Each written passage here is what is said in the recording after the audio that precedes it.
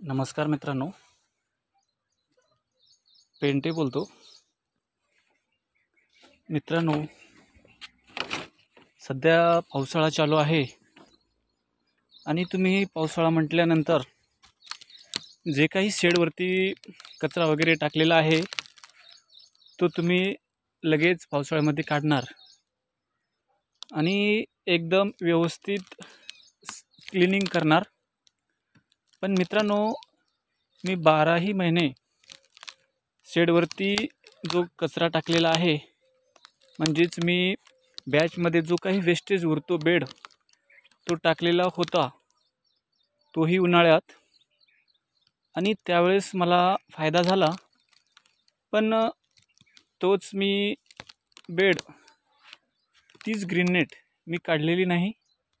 त्याचा फायदा म्हणजे मागे 2 बॅचला झालेला आहे आणि साईडने माझे रेशीमची झाडे आहेत, त्यामुळे साईडने जास्त हवामध्ये येत नाही, जे की ज्यावेळेस वारं वौदान सुटतो ना, त्याचा प्रॉब्लेम आपल्या साईडला होत नाही.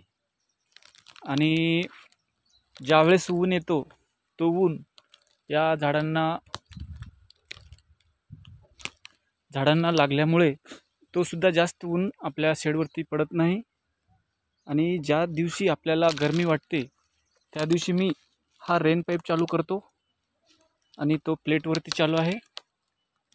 तर मित्रांनो, तुम्ही सुद्धा पावसाळा असो, हिवाळा असो, उन्हाळा असो, अशा पद्धतीने ग्रीनेट टाकायला पाहिजे आणि ग्रीनेटच्या खाली कचरा टाकायलाच पाहिजे.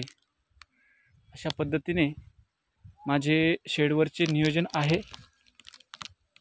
तुम्ही सुद्धा अशा पद्धतीने करा, त्यामुळे शेडचं टेम्परेचर व्यवस्थित राहते. धन्यवाद मित्रांनो.